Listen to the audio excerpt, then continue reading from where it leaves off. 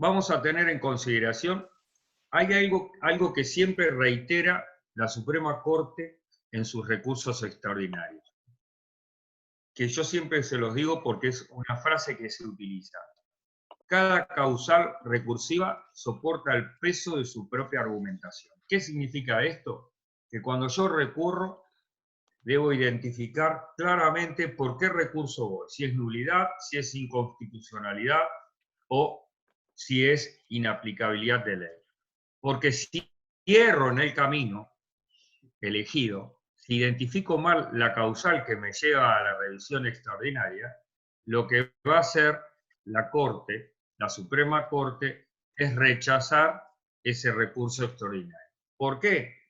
Porque a diferencia de lo que es el sistema alemán, nosotros no tenemos el recurso indiferente. El recurso indiferente, expuesto el agravio, quien lo canaliza por la causal es el propio tribunal. En cambio nosotros, una exigencia como requisito de admisibilidad del recurso es que lo identifique bien y que la causal invocada corresponda al recurso que yo elegí. Esto es fundamental. Yo ahí en el trabajo les dije que hay un solo supuesto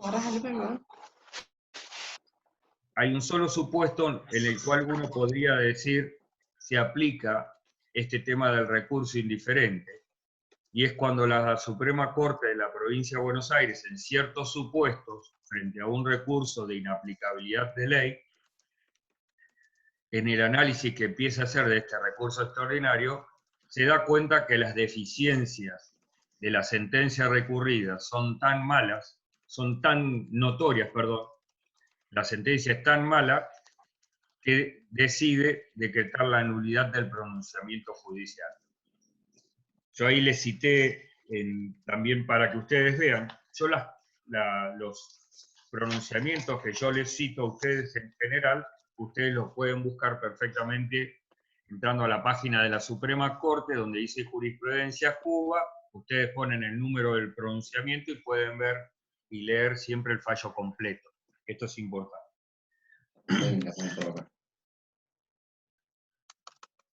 Julieta Ramírez, te encuentro, tenés el micrófono abierto. Bien. Cualquier pregunta que ustedes tienen que hacerme siempre, que no entienden alguna cuestión, me avisan y me interrumpen. Otro tema también, de manera general, es qué tipo de casación ejerce la Suprema Corte. En principio, lo que nosotros vamos a ver es que la Suprema Corte ejerce casación positiva, tanto en los recursos de inaplicabilidad de ley y de inconstitucionalidad. Es decir, si considera que hace lugar, que considera que es procedente este recurso interpuesto, lo que va a hacer es revocar la sentencia recurrida y dictar la sentencia en base al derecho que corresponda. En cambio, en el recurso extraordinario de nulidad, lo que hay es casación negativa, es decir, si decide anular el pronunciamiento, va a devolver el expediente para que se dicte un nuevo pronunciamiento que reúna los requisitos legales. En general, en el recurso de nulidad, ese es el principio.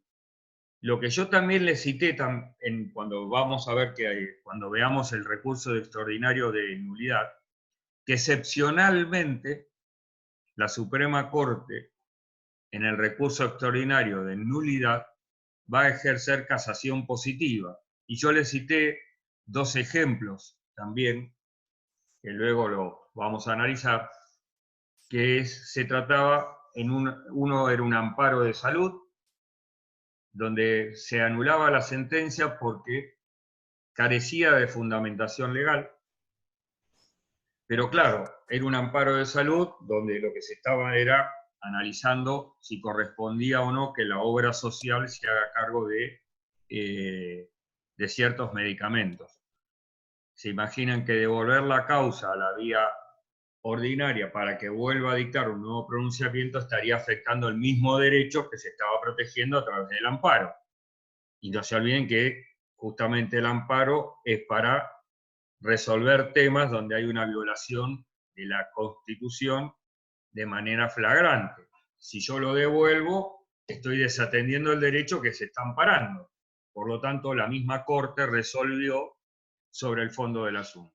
Y el otro caso que yo les he citado ahí, para que también como un ejemplo de casación positiva en nulidad, se vinculaba a un tema de discapacidad. Es decir, fíjense, los derechos que estaban en juego por la vía del amparo no eran de derechos de carácter patrimonial.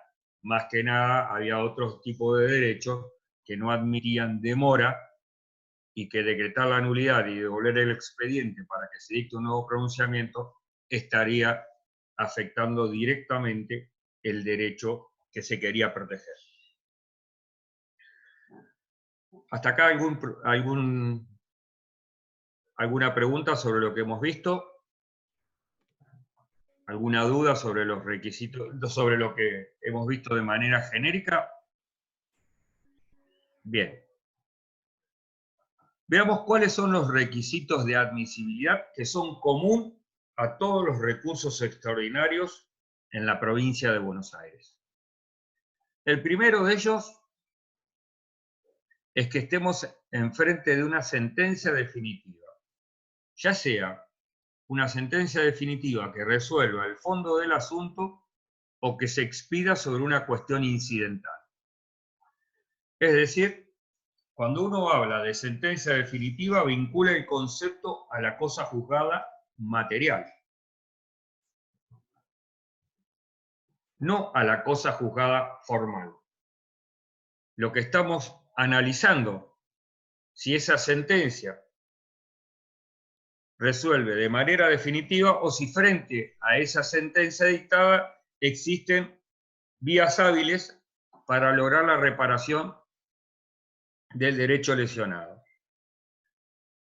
¿Entienden? Esto es fundamental. La definitividad no depende tanto de la forma de la sentencia, sino de... ¿Escuchás vos? ¿Sí? Entonces, fíjense por qué, y esto ustedes se van a acordar. Cuando nosotros vimos el proceso ejecutivo, decíamos que la sentencia en principio no hacía cosa juzgada material. ¿Por qué? Porque teníamos la posibilidad de revisar lo resuelto en el proceso ejecutivo en lo que se conocía con el mal llamado juicio de conocimiento posterior o juicio ordinario posterior. ¿Se acuerdan? Por eso decimos, la vía normal para revisar lo resuelto en el proceso ejecutivo, en principio, es el juicio de conocimiento posterior. Pero en cambio, si yo estoy en un proceso de daños, en un proceso de reivindicación, etcétera, aquello que se resuelva por ahora vamos a ver, por cámara o un tribunal de instancia única, será definitivo. ¿Por qué? Porque ya no me quedan vías ordinarias de revisión. Entonces ya no hay una vía que yo pueda canalizar mi agravio. Entonces lo único que me queda es la vía extraordinaria.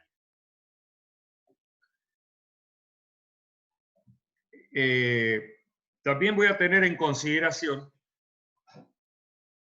que esta sentencia puede ser que se resuelva, que sea definitiva, aun cuando resuelva una cuestión incidental. Por ejemplo, prospera una excepción de prescripción. Eso ya me va a impedir reproducir la cuestión en otro momento. Por lo tanto, esa sentencia, aun cuando recae en una cuestión incidental, me define el fondo de la cuestión. Porque ya no puedo volver a promover mi demanda. ¿Qué pasa si se me declara la caducidad en primera instancia? ¿Es sentencia definitiva? ¿Y eso luego es confirmado por cámara? Dependerá. ¿Por qué va a depender? Porque aun cuando sea una cuestión incidental, si yo esa misma demanda la puedo reproducir, porque no está prescripta la acción, no será sentencia definitiva. ¿Comprende? A ver, un juicio de daños y perjuicios ocurrió el daño el mes pasado, digamos, el año pasado, en abril, inicio la demanda en mayo.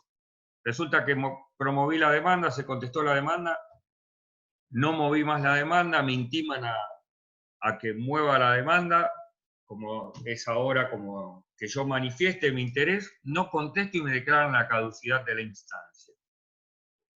Apelo, la Cámara confirma la caducidad de la instancia. Como yo puedo volver a promover, ¿sí?, mi demanda de daños y perjuicios, esa sentencia no es definitiva, ¿está claro? ¿Por qué? Y porque yo puedo nuevamente promover mi demanda de daños y perjuicios. Si hubiera transcurrido el plazo de prescripción y yo ya no la puedo promover, obviamente esa sentencia será definitiva. Por eso dice, la que aún recayendo en una cuestión incidental, impide nuevamente proponer la cuestión. Bien, siempre tengamos en cuenta que tenemos que analizar en el caso concreto, porque no siempre es tan fácil determinar si hay sentencia definitiva o no. Después, esa sentencia definitiva va a emanar de Cámara de Apelación o Tribunal de Instancia Única. Nosotros tenemos en la competencia civil y comercial, en la competencia contencioso administrativo, en la competencia de familia, nosotros tenemos doble instancia. Tenemos instancia única en el ámbito de la justicia federal. Y en alguna oportunidad se ha querido cuestionar la constitucionalidad de la falta de doble instancia en temas laborales, diciendo que eso no se respetaba el Pacto de San José de Costa Rica. Sin embargo, en este sentido ya la Corte Suprema de Justicia de la Nación tiene resuelto que el doble conforme que exige el artículo 8 del Pacto de San José de Costa Rica solo se da en el ámbito de la justicia penal. Por eso se mantiene la constitucionalidad de la sentencia en el ámbito de lo que es del Tribunal de Justicia Laboral. Entonces, sentencia definitiva emanada de tribunal o Cámara de Apelación. Otro requisito común, el plazo es de interposición es de 10 días para cualquier tipo de proceso. ¿Por qué recalco esto? Porque fíjense que en el sumarísimo los plazos no son tan extensos. Sin embargo, en el sumarísimo también se le va a aplicar el plazo para interponer el recurso extraordinario de 10 días. El recurso se va a interponer ante el mismo tribunal o cámara que dictó la resolución recurrida. Y se debe hacer de manera fundada, es decir, autosuficiente. ¿Esto qué significa? Significa que la sola lectura del recurso permitiría conocer el tema a resolver. Generalmente, cuando ustedes lo van a ver, yo les incorporé en los escritos, no sé si lo vieron, pero vieron un recurso precisamente de nulidad para que vean cómo se cumplen los requisitos. Y fíjense que generalmente nosotros, en los recursos extraordinarios, para cumplir con este tema de la fundamentación en general alude a la impugnación que uno realiza, obviamente, de la sentencia. Pero para poder llegar a la fundamentación, antes tengo que anoticiar a la Suprema Corte, obviamente, de qué es lo que se trató en la causa y cómo se fueron sucediendo tanto el planteo de los hechos como el planteo del responde, lo que se probó, lo que se resolvió en primera instancia, lo que se resolvió en segunda instancia, que es en definitiva lo que yo voy a impugnar. Por eso hace también a la necesidad del autoabastecimiento del recurso. Ustedes ven ahí, también en el de inaplicabilidad de ley que les envié a ustedes, de nulidad e inaplicabilidad de ley, sí. Cómo trata uno de ilustrar qué es lo que pasó en la causa. Más allá de que después centremos nuestro objetivo en la impugnación, en la fundamentación de lo que es la impugnación. Y siempre, cuando uno piense en la impugnación, debe centrar su atención a lo que es la sentencia y los fundamentos de la sentencia. Porque generalmente uno observa que no hay agravio, o qué es lo que dice la Corte, que se mantiene la parte recurrente en su propia argumentación, en su propia visión, sin darse cuenta que debe prestar su atención en tratar de agraviarse de los fundamentos en los cuales se asienta el pronunciamiento. El agravio siempre se dice que tiene una mayor exigencia para el apelante, porque lo que uno tiene que destruir en el agravio o impugnar son las bases sobre las cuales se asienta. La insistencia, la construcción paralela, no son agravios. ¿Entienden? Cuando yo sigo insistiendo, no, el juez debió aplicar esto, esto no. Nosotros tenemos que detenernos primero en decir por qué la selección, por qué los fundamentos que toma el juez no son correctos. Y en base a ello, construir el recurso extraordinario. ¿Sí? Otro de los temas también que son importantes como requisito de admisibilidad, si la causa no tramita por ante la Ciudad de La Plata, corresponde que nosotros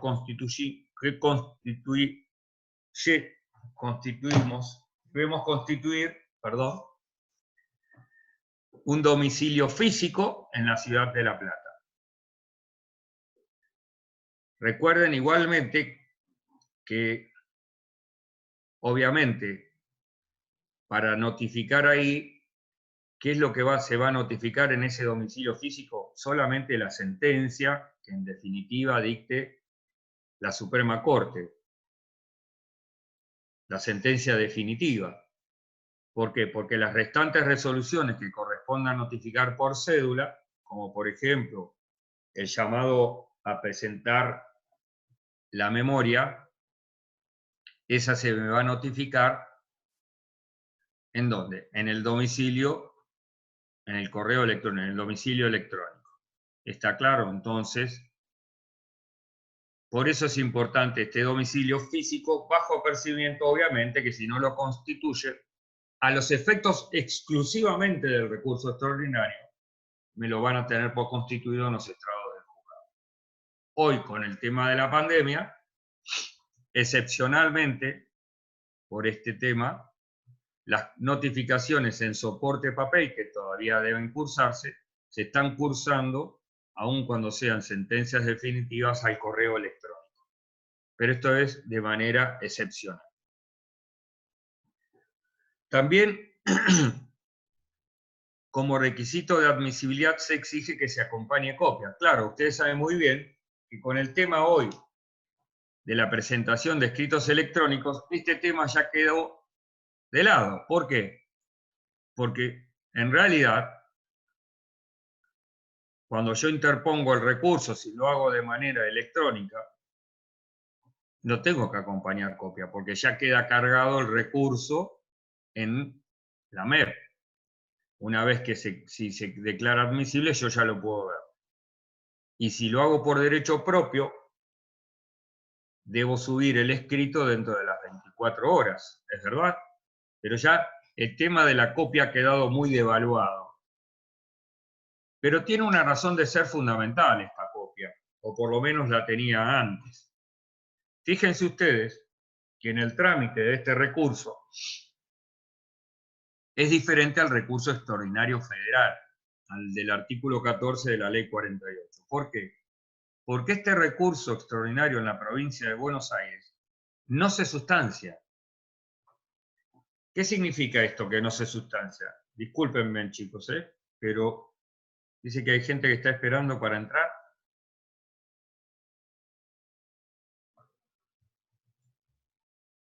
Hay gente esperando para entrar. A ver. Perdonen, que no sé cómo es esto, pero... Doctor, ahí se admitieron a todos, así que ya está. Ah, bueno, perdón. No, no pasa nada. Diga. No sé quién les tenía que dar la entrada, por eso. Bueno, volviendo. ¿Por qué era importante este tema de la copia antiguamente? Ahora, les digo, quedó muy devaluado por este tema de la presentación electrónica, ¿no? Porque la realidad es que este recurso no se sustancia, chicos. Es decir, yo interpongo el recurso ante la Cámara o Tribunal Laboral, y más allá que después veamos que los recursos en materia laboral tienen un trámite particular, no se corre traslado a la otra parte y después se resuelve sobre su admisibilidad. La realidad es que, interpuesto el recurso por ante la Cámara o Tribunal, el mismo tribunal o Cámara tiene que resolver sobre si lo admite o no. No corre un traslado. Y lo que uno puede pensar es decir, ¿y cuándo se respeta este principio de bilateralidad? Lo vamos a ver después, que una vez que se declara la inadmisibilidad y se remite el expediente a la Suprema Corte, previo acompañamiento de los sellados, recién ahí, si la Suprema Corte considera que el recurso es admisible, en ese segundo examen de admisibilidad, recién ahí va a notificar a ambas partes acerca de la concesión del recurso, de la declaración de admisibilidad, y en ese momento la parte contraria al apelante puede presentar una memoria a los efectos de contestar los agravios que virtió la parte recurrente. ¿Está claro? Lo que se hace acá es postergar, ¿sí?, la bilateralidad. ¿A cuándo? A cuando se declara la admisibilidad del recurso interpuesto en la Suprema Corte. Esa es la oportunidad en que yo voy a responder los agravios. Por eso se respeta la bilateralidad. Lo que hacemos es postergarla al momento en que llegue el expediente a la Suprema Corte, donde yo ya voy a tener, obviamente, conocimiento del contenido del recurso extraordinario. Por eso después vamos a ver que este contenido de la memoria también tiene distinto valor respecto del apelante que del recurrido. ¿Por qué? Porque la memoria que puede presentar el apelante no puede significar una mejora del recurso extraordinario. No puede incorporar nuevos argumentos en el recurso extraordinario.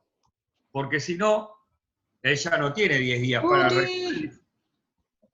Perdón.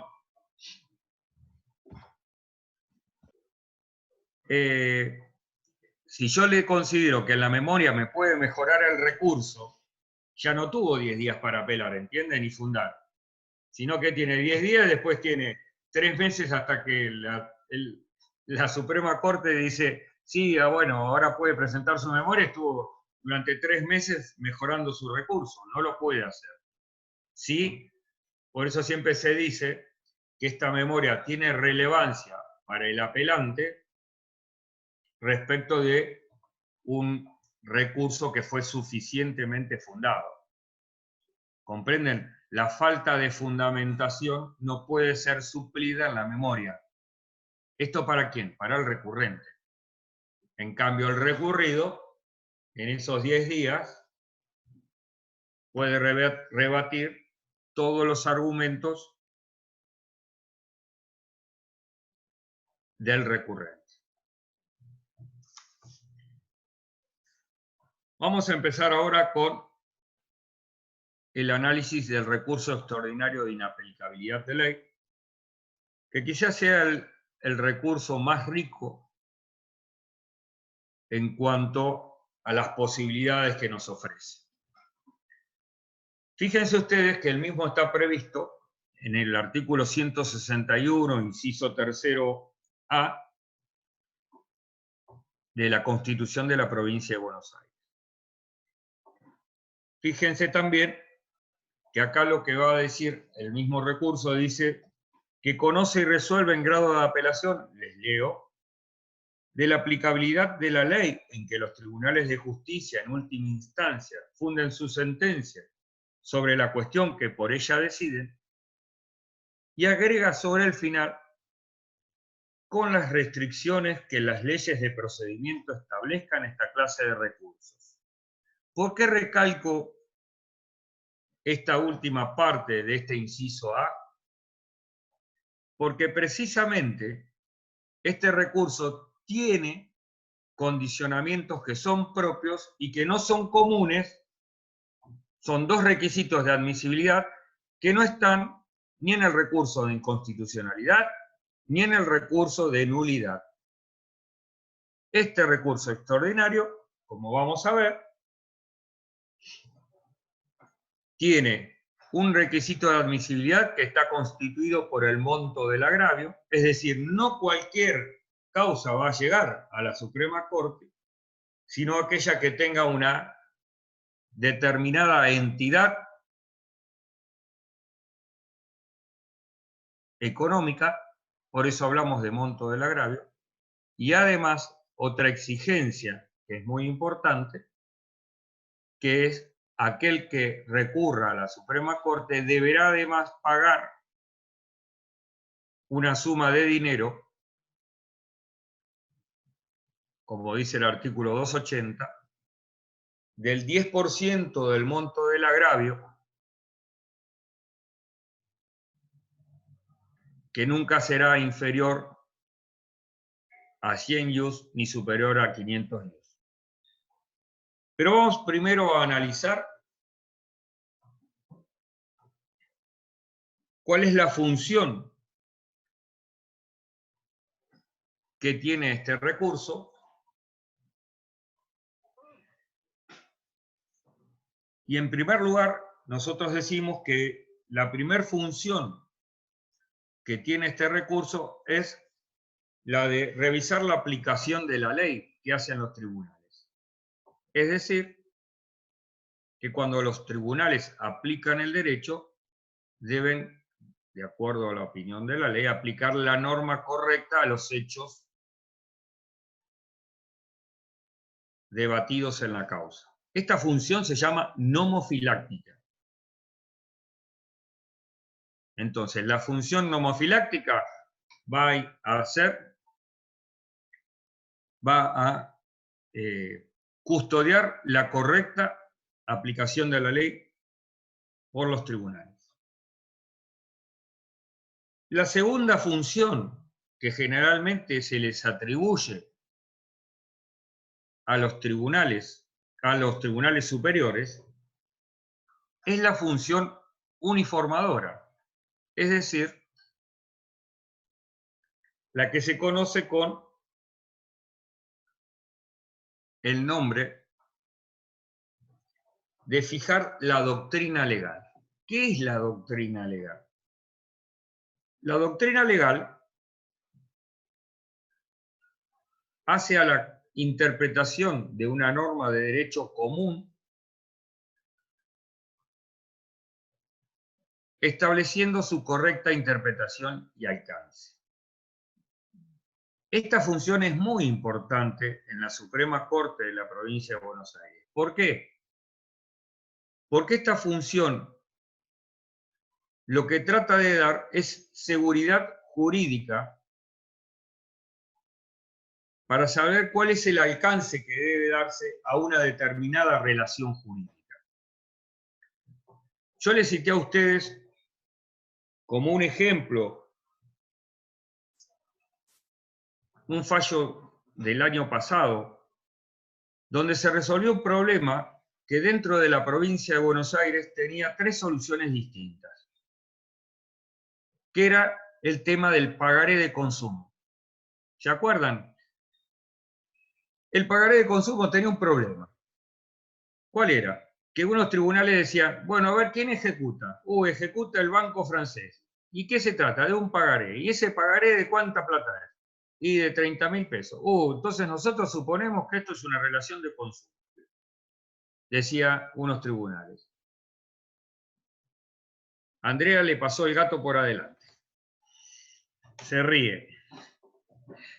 La perdí a Andrea porque y a Guillermo no le veo la cara porque le veo la cara de mate. Bueno, nos relajamos. A ver, ¿por qué era importante solucionar este problema? Porque si yo iniciaba, por ejemplo, miren Mar del Plata. Mar del Plata había juzgados que decían pro consumidor. Y me decían, ¿quién inició? Ah, es una entidad financiera, es una persona física quien solicitó la que debe, el monto no es elevado. Esto es una relación de consumo. Por lo tanto, este pagaré es un título inhábil. Rechazaban la demanda iniciada. Hay otros tribunales, otros juzgados, donde decían, ah, no, esto es un pagaré. El pagaré es un título ejecutivo, incausado, regulado por la ley comercial. Yo no puedo discutir la causa o la obligación. A mí no me interesa si el acreedor es el banco francés, créditos Luro, lo que se le ocurra. A mí no me interesa.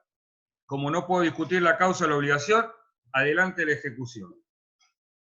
Y otros decían, bueno, no, vamos a esperar. Si viene el ejecutado y plantea la cuestión, vamos a analizar este tema.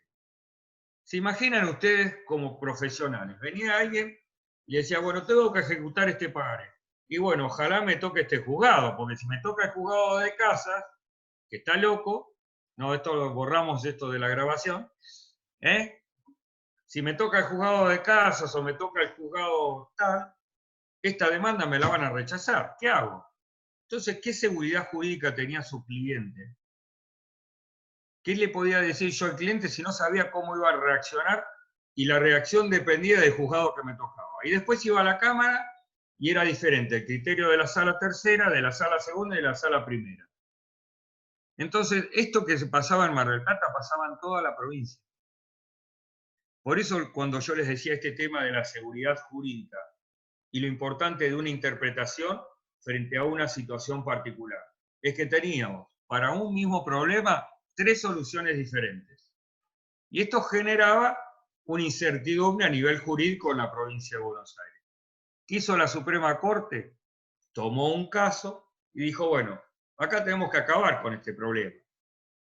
Entonces, como es tan importante también, porque uno piensa generalmente decir, pobre deudor, pero también es muy importante el otorgamiento del crédito y el recupero del crédito en una economía, ¿verdad?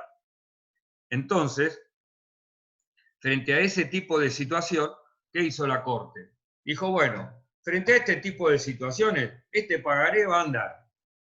Pero acá mezclé la norma comercial, dice, y voy a mezclar la norma del consumidor. Y para dar seguridad a esta situación jurídica, que me traigan el pagaré y el contrato de consumo. Y si ese contrato de consumo reúne los requisitos del artículo 36, la 24.240, tengo un título ejecutivo nuevo que se llama pagaré de consumo. Y solucioné un problema en la provincia de Buenos Aires. ¿Comprenden? Esa función es importantísima. Pero ¿por qué hablamos de que esa doctrina, que es la que emana de la Suprema Corte de la provincia de Buenos Aires, precisamente, es en materia de derecho común? ¿Por qué? Porque en definitiva, la realidad es que en nosotros coexisten 2 ámbitos, el derecho federal y el derecho provincial, es verdad, porque el nuestro es un país federal. ¿Y quién es el Supremo Tribunal Intérprete de la Constitución Nacional? La Corte Suprema de Justicia. Por lo tanto, lo que nosotros decimos siempre es, en cuestiones federales, la interpretación de la Corte Suprema de Justicia es doctrina legal. En cuestiones de derecho común, en principio, solamente es la doctrina que emana de la Suprema Corte de la provincia de Buenos Aires. Está claro entonces el concepto de doctrina y su importancia, cómo muchas veces no se aprecia la importancia de esta función de interpretación. Por eso decimos, da seguridad jurídica y en principio también resguarda la igualdad. ¿Por qué? Porque hace que yo pueda, frente a distintos acreedores, tengan el mismo tratamiento y los distintos deudores tengan el mismo tratamiento. Por eso es tan importante esta función uniformadora. Y la tercera función que se resguarda a través de este recurso extraordinario de inaplicabilidad de ley, se vincula con una cuestión de control de las sentencias. De que la sentencia sea aquella resolución fundada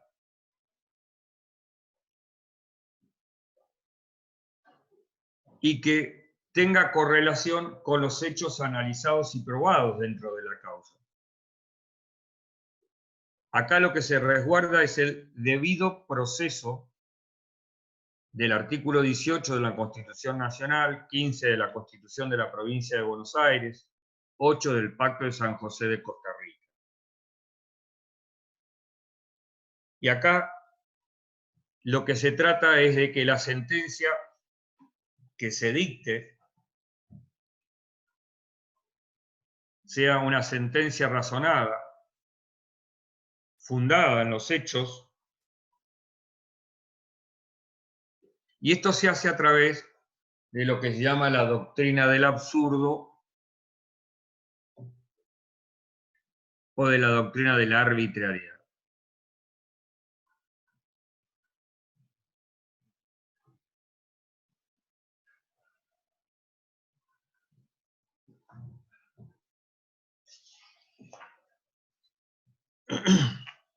Cuando hay una grosera desinterpretación, por ejemplo, del material probatorio.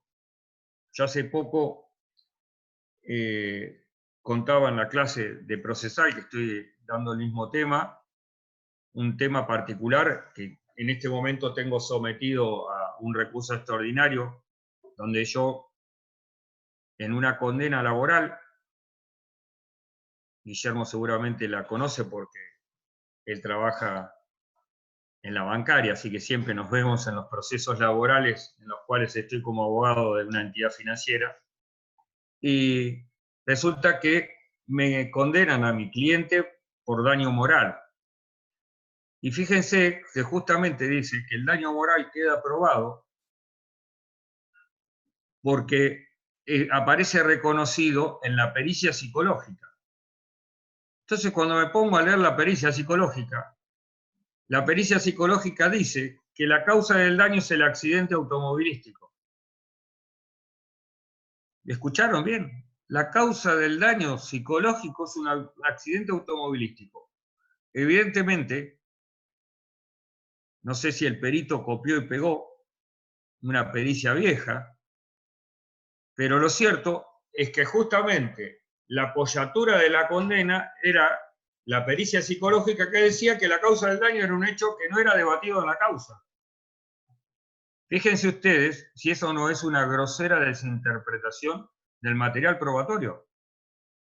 Porque nunca fue objeto de una aclaratoria esa pericia, que podría haber dado lugar a que el perito dijera, uy, discúlpenme, la causa no fue esa. No sé qué estaba pensando cuando... Pero ahora ya quedó incorporado a la causa de manera definitiva. Y entonces, si la sentencia se apoya en ese tipo de medio probatorio, quiere decir que no hay correlación entre la sentencia y lo resuelto. Esto es muy importante ver muchas veces. ¿Por qué? Porque generalmente acá hay una confusión por parte de los profesionales respecto de este punto. Siempre van a ver ustedes, cuando se ponen a leer una sentencia, antes de empezar a analizar los hechos conducentes controvertidos, dice, los jueces son soberanos en la elección de los medios probatorios. ¿Qué significa esto? Que de todas las pruebas que se producen en un expediente, el juez va a tomar aquellas que considera le sirven para construir su solución. Es verdad, él no tiene la obligación de decir, bueno, ahora empiezo por la confesional, luego analizo la testimonial, luego analizo la informativa, luego analizo, ¿me entienden? No lo tiene que hacer eso. Él va a decir, bueno, a ver, dada esta situación, estos hechos conducentes controvertidos, considero que están probados a ver, este con este elemento probatorio, este con este elemento probatorio, este con este elemento probatorio. No necesita decir, bueno, tomo este y descarto el otro. ¿Comprende? Por ejemplo, a ver, estoy discutiendo si un señor estaba en Argentina o no. ¿Es verdad? Llega el momento de la absolución de posiciones y el señor no comparece. Entonces había una pregunta que decía, para que jure el absolvente, como es cierto que el día tanto estaba en Argentina. Como no compareció, ¿cómo lo vamos a tener? Por reconocidos hechos, ¿verdad? Pero resulta que en el mismo proceso hay una prueba informativa dirigida a migraciones que dice que el señor estaba fuera del país, que había salido con tal fecha y que recién regresó con tal fecha. ¿Les parece que el juez va a tener que decir, cuando analiza ese hecho, va a decir, bueno, lo tengo por reconocido cuando hay una prueba informativa que dice que no? No, directamente, ¿qué va a decir? Tengo por probado que el señor no se encontraba en la República Argentina. ¿Por qué? Porque el oficio de migraciones dice que estaba en el extranjero. No va a tener que decir, y dejo de lado la prueba confesional. ¿Comprende? Lo que él no puede decir muchas veces es que alguien no probó determinado hecho y surge de un medio probatorio fehaciente producido, colectado en la causa, que ese hecho se ha probado un hecho contrario, porque ahí sí hay una contradicción entre la afirmación y lo probado. ¿Está claro? Ese tipo de cuestiones son las que yo voy a analizar generalmente en el absurdo en la apreciación de la prueba. Cuando dice que no se respetan los principios de la lógica. Una cosa no puede ser y no ser al mismo tiempo. El principio de identidad o el principio de no contradicción. Está claro, entonces. Fíjense los tres ámbitos diferentes del mismo recurso extraordinario. Control en la aplicación de la ley, que se aplique la norma correcta. Control en la interpretación de la ley, que la norma en principio, que la norma, acuérdense ustedes, fíjense siempre que es algo muy cierto y grafíquenselo ustedes en la cabeza y en el ejercicio profesional. Esa necesidad de la lectura que nosotros tenemos que tener a diario. La norma, cuando la crea el legislador, la crea hace mucho tiempo. Fíjense, si yo pienso en mi código originario de Vélez Sarsfield de 1870 a un código de 2015, pero que tiene un contenido determinado en cuanto a norma. Pero después eso se tiene que desandar e interpretar con el tiempo, porque el derecho es conducta. Entonces, esa interpretación es la que a mí me interesa. Y luego, ese control del debido proceso para obtener una sentencia que sea razonada, derivada, como siempre leen, fíjense ustedes, derivada del derecho aplicable a los hechos conducentes controvertidos. Muy bien. ¿Alguna pregunta sobre esto? Bien.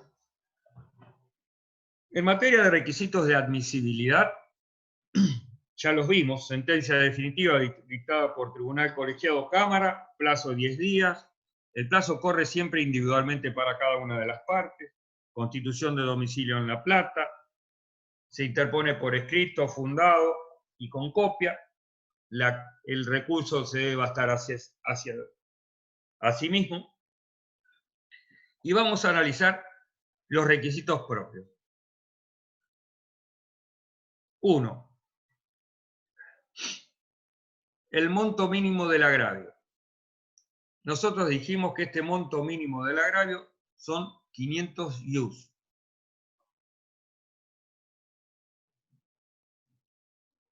Acuérdense que no es lo mismo monto del juicio que monto del agravio. El monto del agravio es la diferencia entre lo pedido y lo concedido.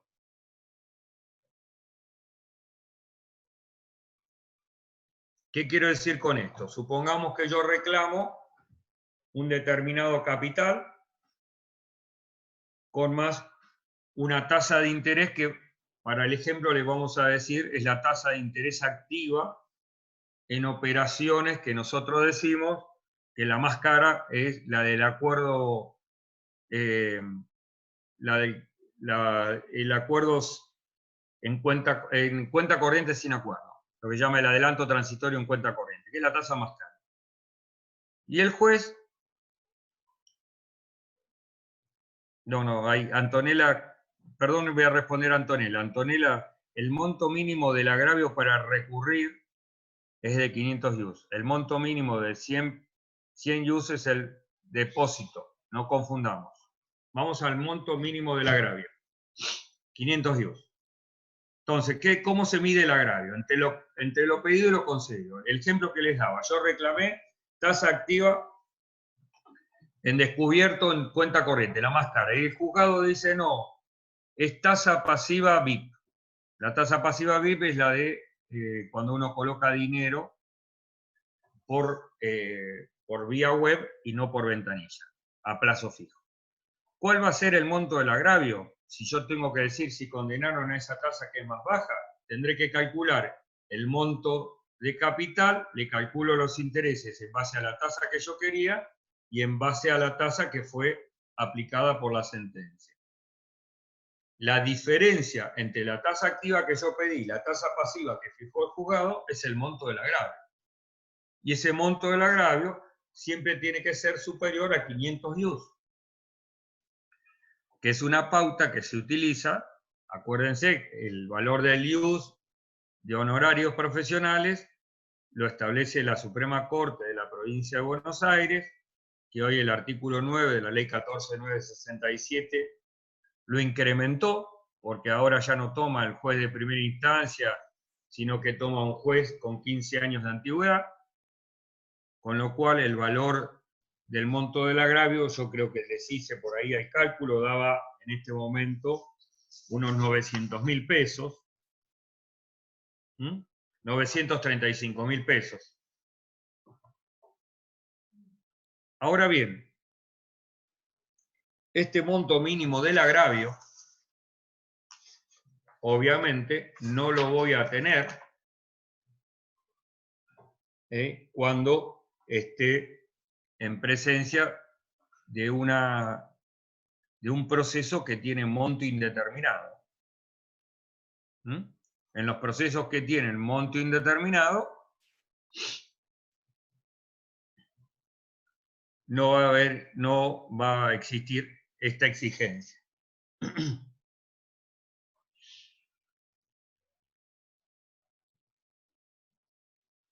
También voy a tener en consideración en esta materia que si estamos en presencia de un liticonsorcio facultativo, es decir, donde cada parte actúa con independencia, cada uno de los liticonsortes tendrá que tener un interés en recurrir que tenga que ser superior a los 500 IUS. ¿Está claro? Es decir, somos 3 los que demandamos, cada uno con un interés particular, se va a evaluar, obviamente, el interés de cada uno. También es dable rescatar que por doctrina de la Suprema Corte de la Provincia de Buenos Aires, se ha eximido del cumplimiento de este requisito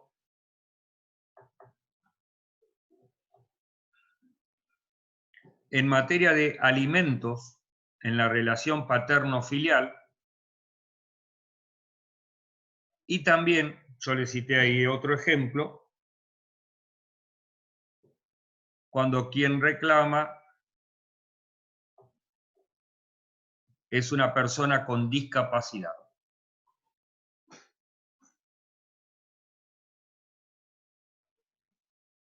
También Perdón, hay otro... buenas tardes, doctor. ¿Puedo hacer una consulta? Buenas tardes. ¿Qué tipo de discapacidad está arreglada? Porque veo que hay varias clases de discapacidad. Por eso, a ver, fíjate vos justamente tocaste un tema que tiene que ver con la interpretación y la doctrina. Claro. A ver, lo que está en juego muchas veces son los derechos vinculados a la discapacidad, no los derechos patrimoniales, que podrían o no Exacto, estar sí, sí, sí. ¿me entendés? Sí, Entonces, me entiendo, sí. en esos casos particulares, tenemos que ver que el discapacitado, qué derecho se le está afectando. Si está en juego toda la tutela al discapacitado, no me cabe ninguna duda que en ese caso sí se va a proteger ese derecho. Claro, claro. Yo les iba a hacer una aclaración que es muy importante al final del análisis de estas dos causales. Bueno, gracias, disculpe. No importa, está perfecto que lo preguntes ahora y lo vamos a aclarar. Ay, perfecto, gracias, doctor. A Federico, algo importante que me acaba de preguntar Federico. No, Federico, no se suman en el litis, por eso te hice la aclaración, litisconsorcio facultativo. ¿Por qué? Porque en el litisconsorcio facultativo, cada uno tiene un reclamo propio. ¿Comprenden? Es decir, somos tres. A ver, tres que somos víctimas de un accidente. Decidimos iniciar el juicio cada uno independientemente. Uno tiene una discapacidad del 10%, otro tiene el 50% y otro el 90%. Los reclamos son diferentes, ¿es verdad? El daño psicológico que sufre uno seguramente va a ser diferente al del otro, víctima del mismo delito.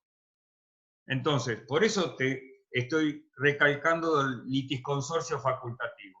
El litisconsorcio facultativo, recuerden siempre, está unido por un principio de si bien el hecho generador que causa el reclamo es el mismo, ¿sí? Lo que une la posibilidad de reclamar a todos los litisconsortes, en realidad es un principio de economía procesal, donde voy a tener prueba que va a ser común, que le va a servir a todos, y prueba que se va a vincular exclusivamente con el reclamo individual. Era lo que yo les decía. A uno le haré una pericial psicológica, al otro le haré una pericial médica, y cada uno arrojará un resultado diferente, porque no pierden la individualidad del reclamo. Por eso al momento de recurrir, uno podrá tener un reclamo, un agravio superior a 500 días y otro podrá decir, no puedo ir a la corte porque mi agravio no supera ese valladar. ¿Está claro? Bárbaro. Y hay otro tema más que me puede llevar a la corte sin este límite en cuanto al monto del agravio. ¿Cuál es? El tema de la cuestión federal. Esto es importante porque cuando hay una cuestión federal, que es la que en definitiva va a sellar el resultado del proceso, ¿quién es el tribunal superior en esta cuestión federal? La Corte, exactamente. Bien, Manela. Bien, Claudia. Le leo los labios. Claro, y acá tengo que pensar yo que siendo una cuestión federal y que la Corte de la Nación es el superior tribunal en estas materias, tengo que ver los requisitos que me exige a mí el artículo 14 de la Ley 48 para que yo pueda interponer un recurso extraordinario federal. Y justamente el recurso extraordinario federal exige que el fallo que se recurra para poder llegar a la Corte tiene que ser dictado por el superior tribunal de la causa. Y el superior tribunal de la causa es el superior tribunal de cada una de las provincias. Acuérdense siempre Estrada y Di Macio. Y si la cuestión federal es la que en definitiva sella la suerte de lo que se está juzgando, se dice que la cuestión federal es dirimente del proceso. En esos casos, la Suprema Corte va a entender del recurso, porque tenemos la necesidad de que la Corte se expida sobre la cuestión federal, que es la que me resuelve a mí el asunto.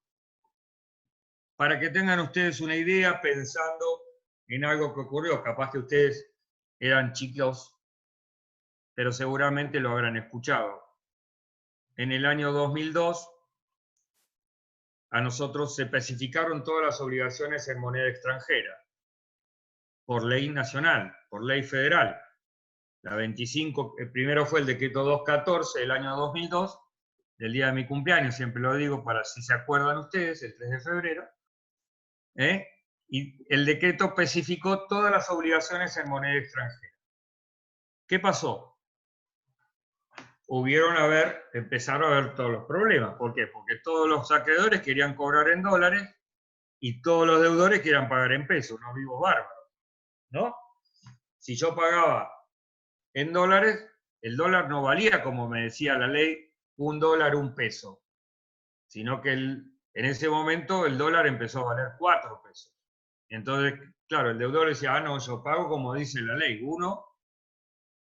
Y claro, esta cuestión era una cuestión netamente federal. Más allá de que en las relaciones privadas podía estar atendiendo una ejecución hipotecaria el juzgado civil y comercial del doctor Casas, etc. Y lo que yo tenía problemas era ¿por qué? Y porque tenía muchos pronunciamientos judiciales de distinta naturaleza en el ámbito federal, en el ámbito provincial, hasta que la Corte en el 2014 recién resolvió el primer caso. ¿Entienden? Y ahí se estableció una doctrina de seguimiento obligatorio para todo el mundo. Y recién después de eso, fíjense que yo podía haber tenido una ejecución hipotecaria, primera instancia, segunda instancia, donde se hubiera establecido la inconstitucionalidad de la norma. Si yo interponía un recurso extraordinario ante la Corte de la provincia y no me daba el agravio, le iba a pedir que lo resuelva igual, que desplace ese requisito que me pedía la ley del monto mínimo. ¿Por qué? Porque era una cuestión federal. Y de acuerdo a cómo se resolviera la cuestión federal, es cómo se resolvía la causa. Si se pagaba en pesos, se pagaba en dólares. ¿Comprenden este tema de la cuestión federal? Esto es muy importante, pero esa cuestión federal es la que me resuelve a mí el problema. No está en juego si una cuestión de derecho común, sino una cuestión que se resuelve por aplicación de una norma federal y constitucional. Bien. Vayamos al segundo requisito. ¿Hasta acá quedó claro entonces el monto mínimo del agravio? Vamos al segundo requisito.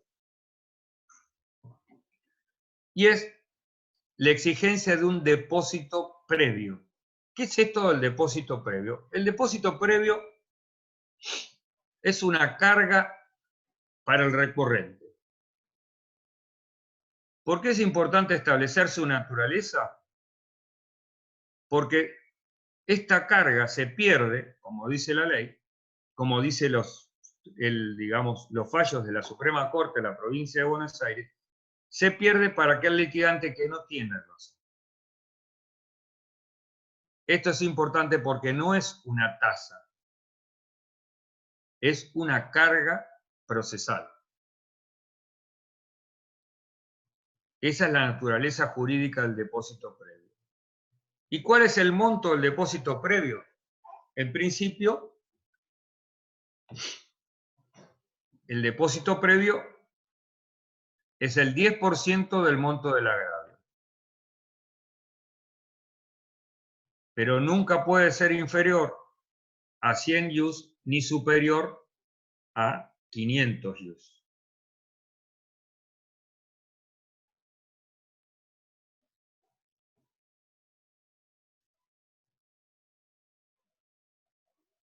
Volviendo a lo que dijimos hace un ratito, si hay litisconsorcio facultativo, obviamente cada uno de los litisconsortes tendrá que pagar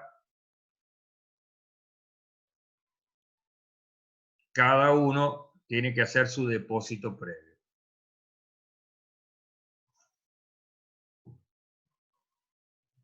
¿quiénes están exentos de pagar este depósito previo?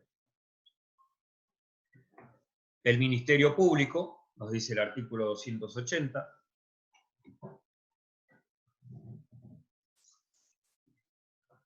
Los que intervengan en el proceso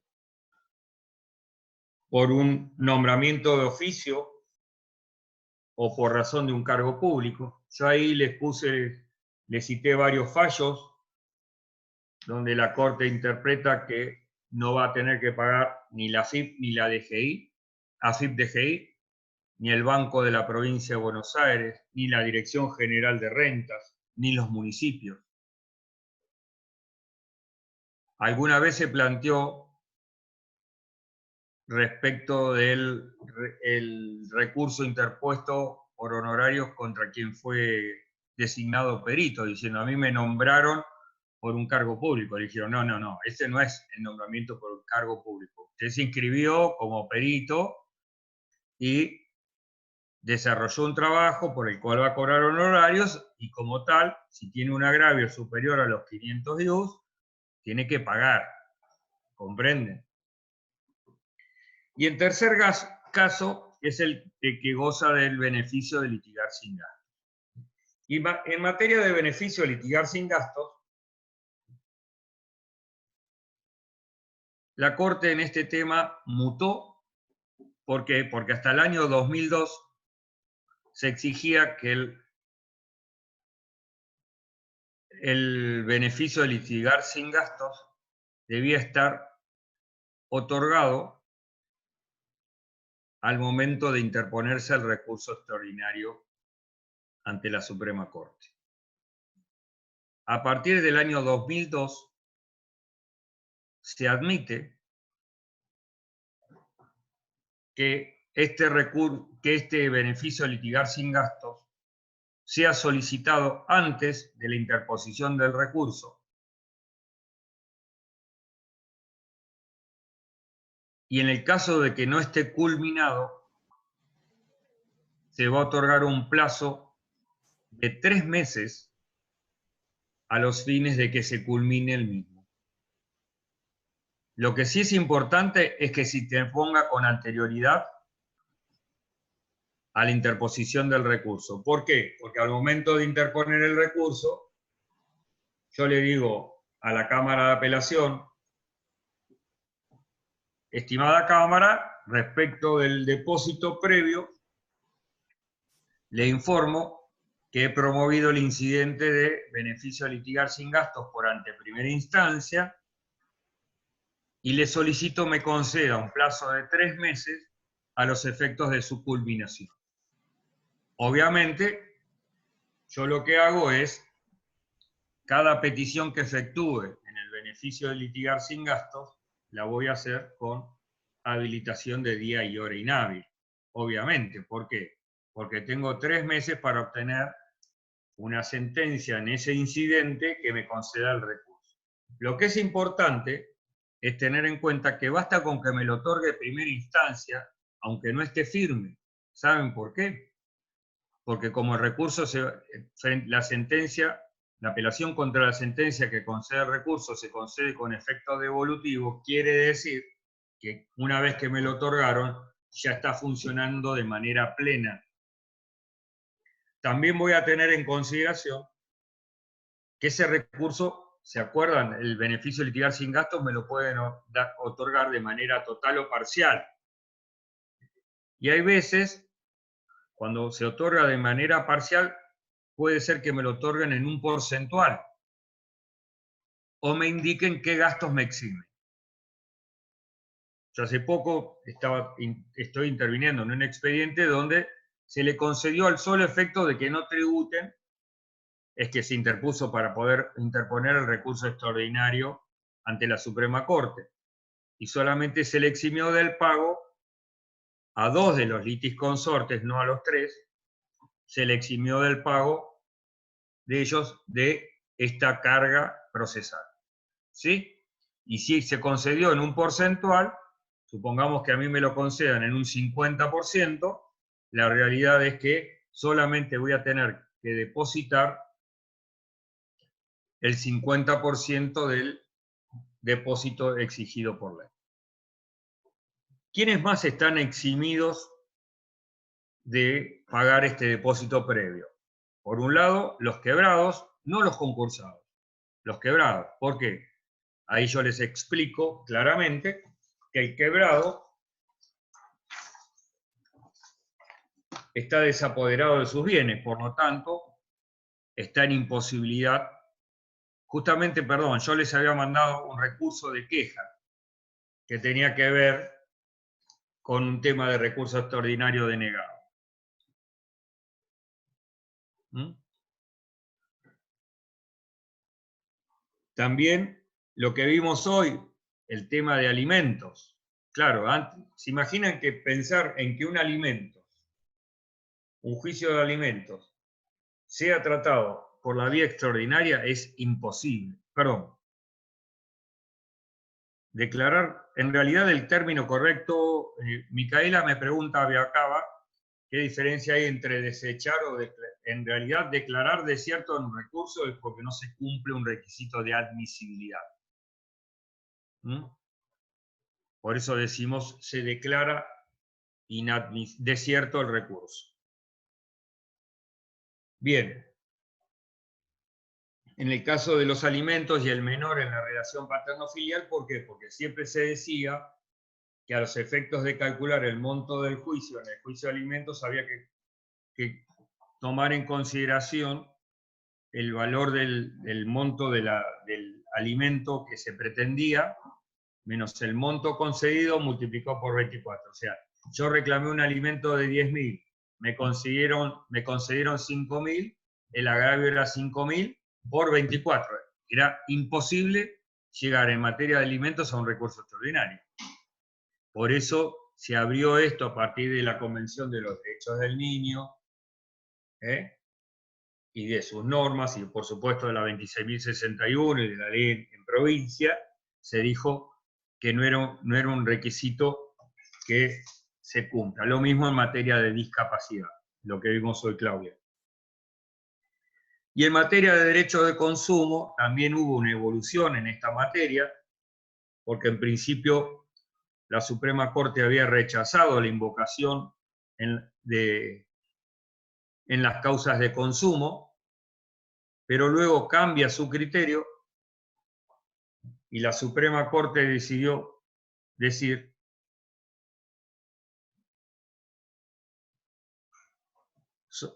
resolvió que si el asunto o la cuestión sometida a recurso se resuelve por aplicación de las normas de consumo, es decir, las normas de consumo son dirimentes de la cuestión sometida a juicio,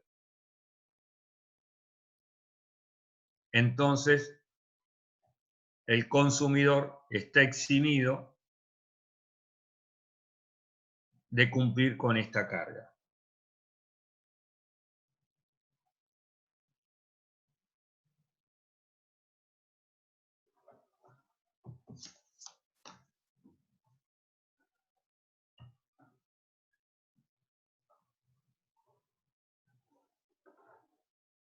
Hasta acá, ¿alguna pregunta de todo lo que hemos visto? La diferencia entre montos, beneficios, ¿alguna duda, chicos?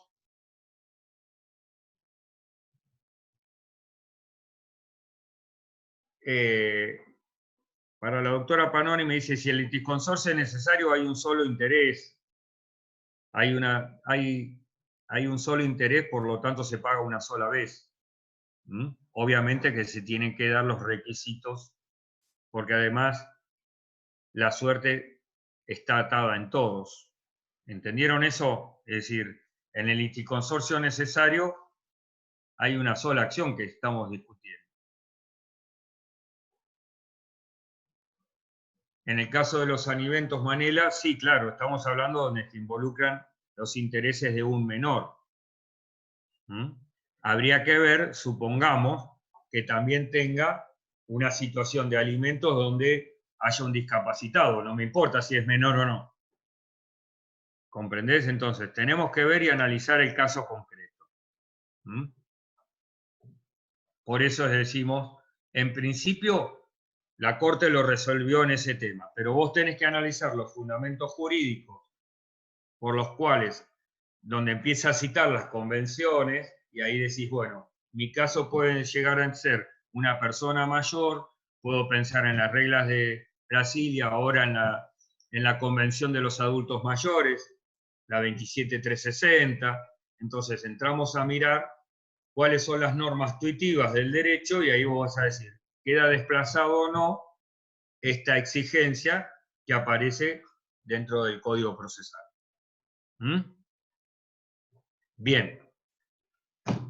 Yo les puse cuáles son los requisitos de procedencia. Es decir, donde yo paso todo este valladar de los requisitos de admisibilidad, bueno, ¿cuáles son los temas que voy a someter? Y dijimos, la correcta aplicación de la ley.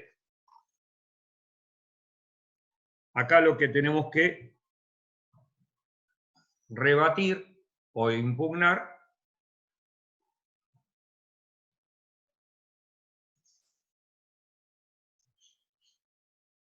la ley sobre las cuales el juez o la norma jurídica sobre las cuales el juez construye su solución. Después hablamos de la doctrina legal. Y fíjense ustedes que esto tiene que ver con el reconocimiento a la sentencia de ser una norma individual. Si yo digo que la sentencia es una norma individual, es una norma que se crea para solucionar un caso concreto con determinados perfiles. Y digo que es una norma individual por oposición a la norma general, que es la que dicta el Congreso, tanto provincial como nacional, que regla normas y pautas de conducta de manera general. La sentencia lo que hace es establecer una pauta de solución, una norma individual para la solución del caso. Por eso siempre decimos que para poder hacer aplicación de esta causal de doctrina legal, se hace necesario el cumplimiento de dos requisitos que son fundamentales. En primer lugar, individualizar la doctrina legal. Generalmente yo lo voy a individualizar diciéndole, acá se ha violado la doctrina legal sentada en tal causa,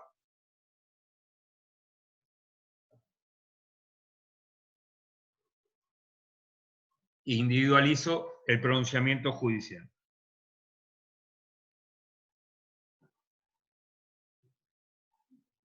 Y en segundo lugar, hay que establecer la similitud de los hechos juzgados.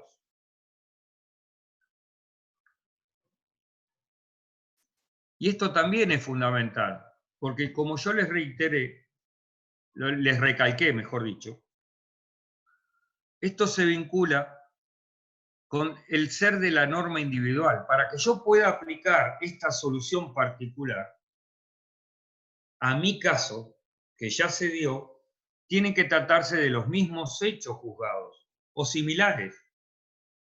Por eso yo les decía, respondiendo a la pregunta de Manela, ¿siempre se da en la relación paterna-filial? No, no necesariamente. Acá se dio en la relación paterno-filial, pero puede ser que la misma situación de alimento se dé entre un discapacitado o un señor mayor que le reclama alimento a los hermanos. ¿Comprenden? Entonces, claro, acá se juzgó el menor. Acá yo ya la tengo clara a la situación, pero puede ser que esta misma situación me sirva a mí para aplicarla a otro tipo de situaciones particulares. Si es relación paterno-filial no hay ningún problema. Basta con que yo la cite y diga, mira, acá le está reclamando el hijo al papá los alimentos. Ya está. Pero muchas veces me va a quedar, por ejemplo, que muchas veces que no se entiende. Por ejemplo, cuando me dicen, no, porque acá la Suprema Corte tiene resuelto que que hay que aplicar la tasa pasiva para calcular los intereses moratorios. Pero pará, ¿qué es una relación civil? ¿Es una relación comercial? ¿Mm? Puede ser que acá ya se ha demostrado un mayor daño y por lo tanto corresponde aplicar otra tasa de interés. Entonces, aquello que se resolvió en ese asunto no va a ser aplicable al asunto mío. Por eso siempre, claro, ustedes, en este tema es muy importante entender que cuando ustedes van a trabajar la doctrina legal, no les sirve con leer el sumario de un pronunciamiento judicial, porque el sumario es engañoso. Tampoco la opinión de un juez es doctrina legal. ¿Comprenden? Porque muchas veces cuando ustedes busquen, se van a encontrar con, ponen juga, supongamos que busquen un tema y van a ver en el fallo, voto del doctor, supongamos, está en la carátula del fallo y le aparece el nombre del juez que votó, supongamos Soria, y entre paréntesis OP. Esa es la opinión de Soria. O le aparece Soria MI. ¿Eso qué significa? Que es un voto de minoría. O le puede aparecer mayoría, o le puede aparecer sin nada, donde lo que ustedes están viendo como sumario es la conclusión del pronunciamiento judicial. Por eso es necesario, cada vez que ustedes van a recurrir por doctrina legal, identificaron lo que puede ser a través de los sumarios, la doctrina que ustedes quieren aplicar, lo que tienen que hacer en el trabajo es bajarse el fallo completo.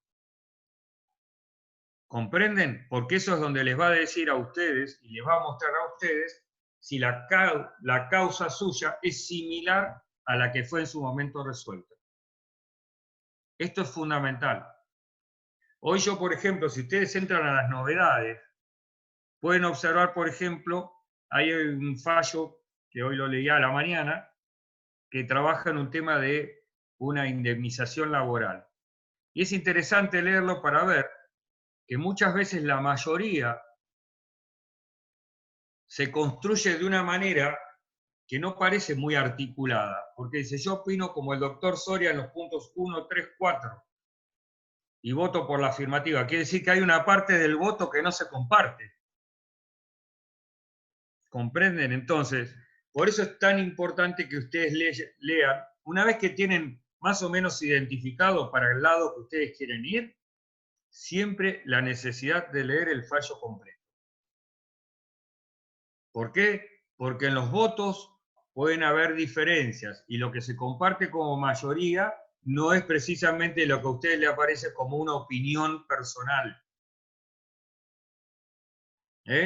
Acuérdense siempre de identificar ese tipo de situación. Acuérdense esos dos requisitos particulares. El tema de identificar la doctrina e identificar la similitud de los hechos juzgados.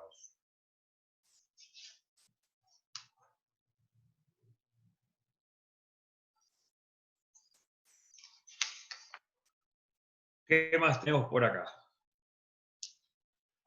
¿Qué hora es, chicos? A ver. 4:25. ¿Les parece? ¿Seguimos mañana? ¿Están cansados? Mañana vamos a seguir como el trámite del recurso y obviamente quiero hablar sobre el artículo después 31 bis de la ley 5827, el tema del certiorari, el certiorari positivo en la provincia de Buenos Aires y también, ¿sí? No, van a tener muchas clases conmigo, si no me extrañan. Me pregunta Manela si vamos a tener más clases. Sí, lo que quería estas dos clases era para terminar lo que era el recurso extraordinario en la provincia de Buenos Aires. También quiero que tengamos recurso extraordinario federal, que me parece que es algo que nunca se da y que me parece muy interesante saber cómo lo vamos a trabajar. Perdón, doctor, ¿le puedo hacer una consulta? Discúlpelo. Sí, dale. Con respecto, nada que ver, ¿no? ¿El parcial ya tiene fecha? Si tiene fecha, ya te digo, No, pero para ir organizándonos. sí, ya tiene fecha el parcial. Yo pensé que se las habían informado a ustedes. Acá me dicen 20. El día del amigo. Sí, perdón, creo que es el 20. Ah, bien, el Día del Amigo. No, El lunes 20 me práctica parece 2 que y 20 de julio y el recuperatorio el 5 de agosto. ¿5 de agosto? Sí. Y otro tema, chicos, es importante que tengan en cuenta que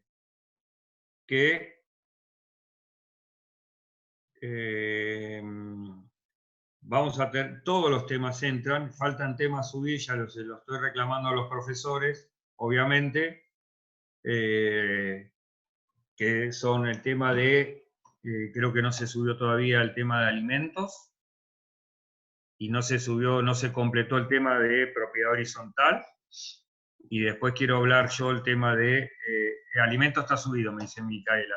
Me parece que falta completar propiedad horizontal, el tema de honorarios profesionales también. Y obviamente también, chicos, no, pero Micaela, falta de propiedad horizontal.